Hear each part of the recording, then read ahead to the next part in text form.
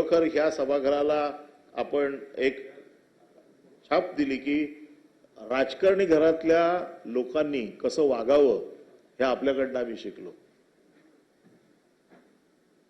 बाबाजान दुर्राणी आपली बिर्याणी खाल्ल्याशिवाय कधी एकही आमचं अधिवेशन झालं नाही आणि खास त्या बिर्याणीची पूर्ण कहाणी ऐकण्यासाठी आम्हाला एक दिवस अगोदर बसावं लागायचं की उद्या कुठला बोकड येणार आहे, त्याची जात कुठली आहे, त्याला मसाला कुठला लागणार आहे, तो माणूस कसा येणार आहे, नको ना. तर हे सगळं ऐकून दुसऱ्या दिवशी द्यायची बिर्याणी खाल्ल्यानंतर आणि मग मनावर परिणाम होतोय. आणि त्यामुळे त्यांनी देखील या सभागृहात सगळ्यांवरती फार प्रेम केलं. आणि जसं तुम्ही सांगितलं की जातीय सलोखा परभणीत राखण्याचं, कारण परभणी एक अतिशय असं सेंटर या महाराष्ट्रातलं की जिकडे जातीय विद्वेष पटकन पसरतो, अशा ठिकाणी सलोख्याचं वातावरण निर्माण करण्याचं काम आपल्या वक्तृत्वाने किंवा आपल्या म्हणण्याने या सभागृहावरती सगळ्यांना आपलंसं करून घेण्याचं काम बाबा दुर्राणी यांनी केलेलं आहे.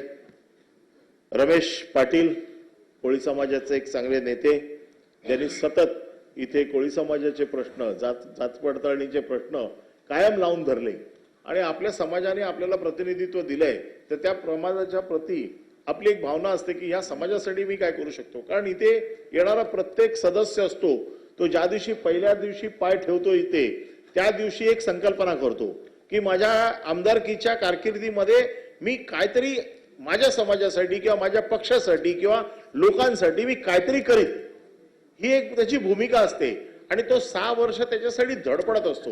तशातला एक कार्यकर्ता म्हणून रमेश पाटील आपल्याकडे बघितलं जाते.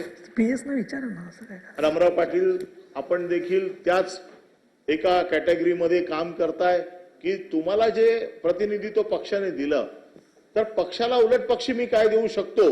6 वर्षात पक्षाने ज्या वेळेला मला एखादी जबाबदारी दिली आहे, तर मला पक्षासाठी काय करायला पाहिजे हे अतिशय प्रामाणिक काम आपण गेल्या 6 वर्षात केलं. आणि म्हणून आपल्याला दिलेली जबाबदारी इथे येऊन व्यवस्थित पार पाडली, याचं समाधान जाताना आपण घेऊन जाणार आहात, याबद्दल तुमचे देखील खास मी मनपूर्वक आभार मानतो. मिर्झा वजाहत, आपण वक्फ बोर्डमध्ये अतिशय खूप चांगलं काम केलं. मी नेहमी ऐकत असतो आपल्या सगळ्या गोष्टी माझ्यापर्यंत येत असतात.